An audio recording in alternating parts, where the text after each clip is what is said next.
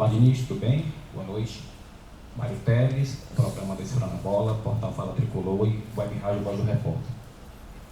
Tirando os gols que foram em contra-ataques, no primeiro tempo principalmente, o Andrés Gomes teve 6 duelos vencidos contra o Gastão Ávila pelo lado direito ali. Nós podemos dizer que no linguajar do futebol, né, o Andrés Gomes teve ali a maior chance da vida para se tornar um titular da equipe do Vasco. Primeiramente, boa noite. Eu não acho que teve a chance da vida para se tornar titular, porque ele jogou titular hoje. Então, ele já é um dos titulares. Não tinha que provar nada. Pelo contrário, ele é um jogador que vem crescendo jogo a jogo, treino a treino. Já tem nos ajudado muito. E hoje ele levou vantagem, não é por conta da fragilidade, que o Ávila é um excelente jogador, é porque ele é muito rápido. E hoje ele conseguiu encaixar ali os duelos de 1 para 1, é muito difícil marcá-lo quando ele pega uma bola sem cobertura.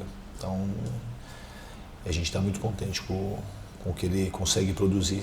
Faltou um pouquinho ali de acabamento na hora de poder fazer o passe, ou a gente chegar com mais gente na área também, mas ele fez uma partida muito boa enquanto estava 11 contra 11. Boa noite, Fernando Diniz, Gustavo Gadelha, aqui do Futebolês. Diniz, o Vasco no segundo turno está entre os 4 melhores times, vem tendo um crescimento muito grande no retorno do Campeonato Brasileiro e dessa vez, com essa vitória, chega a parte de cima da tabela, né? Fica entre os 10 na 9ª posição. Queria saber de você se o torcedor do Vasco já pode sonhar com algo a mais, quem sabe não pré-Libertadores, já muda o pensamento, já foge um pouco daquela zona do rebaixamento, o time já vai chegando na parte de cima, já começa a vislumbrar, quem sabe, uma vaga na pré-Libertadores? Não, sonhar, o torcedor está sonhando faz tempo, eu acho, com isso, e a gente também. Quando você está na parte de baixo da tabela, é muito difícil ficar falando de Libertadores, mas a pontuação do Vasco, depois que eu cheguei, ela não condiz com o que o time desempenhou. Era para a gente estar mais bem classificado na tabela. Pelo menos uns 6, 7 pontos para cima no mínimo. A gente deixou escapar pontos assim que estavam totalmente na nossa mão. E agora, com o resultado está acompanhando o desempenho da equipe, a gente conseguiu pontuar bem nos últimos, principalmente no retorno. Existe uma tendência, obviamente, que a gente consegue olhar, não só sonhar, mas de maneira objetiva, olhar mais para cima na tabela. Mas sabendo que o campeonato é muito difícil, e se você não pontua e os outros pontuam, você acaba ficando naquela situação ali. Então a gente está numa situação de meio de tabela. Eu acho que a gente pode olhar não só pela pontuação, acho que pelo que o time desempenha desde o primeiro turno, quando a gente não estava conseguindo vencer, mas jogando bem, o trabalho que está sendo feito, isso faz com que a gente consiga sonhar e se projetar numa posição melhor e sonhar com coisa melhor para o time. Professor Dias, boa noite, parabéns pela vitória. Leandro Gildo aqui da Rede AMC. Depois da expulsão do seu meio de campo, do Hugo, você não alterou o time, você não substituiu ninguém, veio com a mesma equipe para o segundo tempo. Isso foi análise durante a partida dos espaços que o Fortaleza estava dando, por isso que você deixou o mesmo elenco para o segundo tempo, ou isso já veio de um estudo prévio antes do jogo? Tenho que ressaltar também que o primeiro gol foi dado através de um espaço do Fortaleza. Na realidade, esse time, desde que eu cheguei, a gente treina muitas vezes com inferioridade numérica. Então é um time que sabe lidar bem com situações desse tipo. E tem um entrosamento tático. Eu não queria abrir mão logo do Coutinho, nem do Nuno, de mexer, porque eu sabia que em determinado momento a gente ia ter posse. Então não é que a gente teve só contra-ataque. Em alguns momentos, mesmo com a menos, a gente conseguiu controlar o jogo. Quando a gente teve a bola no pé, a gente conseguiu tanto dar contra-ataque quanto ter controle. Então, tanto o Nuno como o Coutinho são jogadores que controlam muito bem o jogo e conhecem muito bem o sistema, porque eles estão jogando de titular desde que eu cheguei aqui. Então, quando eu fui para o intervalo, a gente só reposicionou o time, a gente marcar num 5-3-1, e quando tivesse a bola, a gente tem um pouco de controle. Quando deu uns 10, 12 minutos, já vi que estava ficando, para o Coutinho, estava ficando muito sobrecarregado, para ele poder chegar no ataque, ter que voltar e marcar quase como um terceiro volante, e o Nuno também.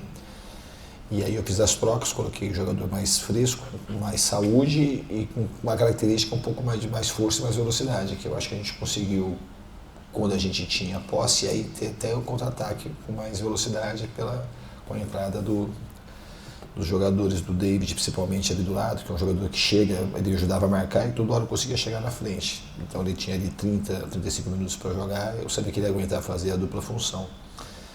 E eu acho que todo mundo que entrou hoje contribuiu muito. O Puma entrou muito firme, ele fez um esforço muito grande para vir lá da Ásia, para chegar aqui e se colocar à disposição para jogar. Então acho que o time fez uma vitória das mais importantes e das mais difíceis que a gente teve no campeonato. Diniz, boa noite. Nos últimos jogos você já vinha fazendo alterações no ataque, especificamente com o Verratti, durante o jogo, assim, ele não vinha ficando até o fim do jogo em algumas partidas. E hoje você fez essa alteração já de cara. A minha pergunta é a seguinte, isso é algo que você pretende usar essa formação ou esse tipo de formação com mais frequência? Ou você vai analisar o uso caso a caso, dependendo da estratégia do adversário, o uso dele ou não? Hoje deve ver esse ataque dessa forma mais vezes? O Verratti é um dos titulares. Hoje, o jogo com uma expulsão não tinha muito sentido ele entrar na partida de hoje, mas ele é um jogador, para mim, extremamente importante. Ele continua sendo nosso grande capitão, nosso artilheiro, e ele é um dos titulares. Não dá para falar que o Verratti é reserva aqui do Vasco. Ele é um dos nossos principais jogadores, uma das principais lideranças, nosso artilheiro, um cara que tem carisma com a torcida, tem carisma no vestiário, pessoa que todo mundo adora. E hoje ele foi muito importante. Hoje ainda era aniversário do Verratti, teve uma vitória para ele de presente. Ele é um cara que a gente conta demais aqui.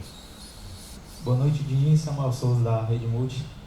Diante da incerteza, hoje no gol da seleção brasileira, certo? E pelas atuações que vem tendo nessa temporada do Léo Jardim, acredita que eles sejam um dos nomes que possa se lixar na Copa do Mundo ano que vem? Eu acredito muito. O Léo é um dos grandes goleiros que eu trabalhei na minha vida, desde quando eu joguei e agora como treinador.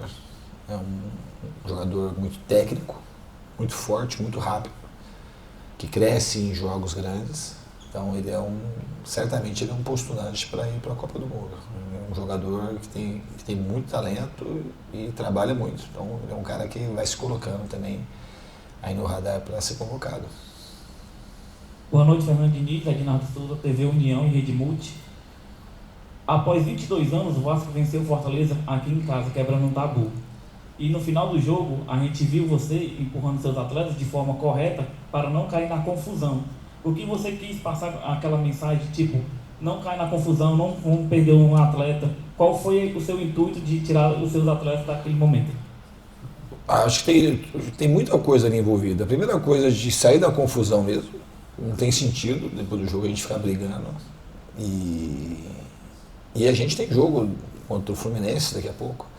Ali para expulsar um jogador, ele fica se aproximando, assim, e o Fortaleza tá numa situação delicada, todo mundo muito nervoso, a gente ganhou o jogo, não tem por que a gente ficar discutindo com ninguém. E nem ficar se provocando. Então eu queria que eles saíssem dali. Eu acho que os jogadores do Vasco, de maneira geral, tiveram uma postura também muito boa. Tanto é que a gente não teve ninguém expulso. A gente conseguiu controlar, os jogadores se controlaram e depois a gente foi comemorar com a nossa torcida. Diniz, boa noite. Luiz Eduardo, TV Editora Dinâmica. Diniz, veio aí o clássico. Fluminense, uma equipe que você trabalhou, né? E conhece alguns jogadores. Como é trabalhar um clássico importante como esse? E que lições você traz desse jogo contra o Fortaleza que você pode também aplicar no jogo contra o Fluminense? Acho que é difícil falar de lições. Acho que uma das lições que fica hoje é que a gente tem que ter sangue frio no final do jogo para não ter ninguém expulso. Acho que isso foi um ponto muito positivo, porque na confusão generalizada, quase sempre tem jogador expulso dos dois lados e a gente não teve ninguém expulso. Jogar como clássico é sempre difícil. O Fluminense é uma equipe que tem muita qualidade técnica, tem muita juventude, teve um comando de técnico recente, então os jogadores estão motivados com a chegada do novo treinador, se adaptando, e a gente vai estudar agora. A gente tem jogo só na segunda-feira, a gente tem esses dias para se preparar e procurar fazer o nosso melhor. Diniz, só uma última pergunta ainda sobre o clássico. Você vai ter o retorno Paulo Henrique, que volta com muita moral da seleção brasileira, apesar do resultado ter sido ruim, a atuação dele, teve gol, enfim. vem crescendo numa temporada que ele já está muito bem. Então, assim, como é que é ter esse jogador de volta num clássico, num momento importante, e vocês acabaram decidindo deixar que ele descansasse um pouco mais? Não sei se ele já voltou direto pro rim, enfim, só para falar desse retorno dele, por favor. O Paulo Henrique, ele tinha até se ele não tivesse jogado, se tivesse com a minutagem baixa, ele até viria para cá como o Puma veio. Mas o Puma não jogou na terça, jogou na segunda, então o Puma conseguiu descansar e chegou em condições razoáveis para jogar e acabou sendo muito útil. O PH, o fato dele ter jogado ontem e o fuso horário e a viagem, eu acho que ia ser a temeridade traseira, a gente resolveu dar um descanso para ele e na segunda-feira ele vai estar à disposição. Acho que ele foi muito bem aqui no Vasco, todo mundo muito feliz por ele.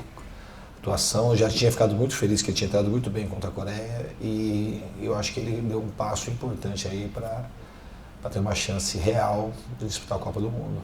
Aqui tem outros jogadores, eu acho que o Vasco vão se colocando em condição. O Coutinho é um, acho que o Ryan é outro, muito claramente para mim.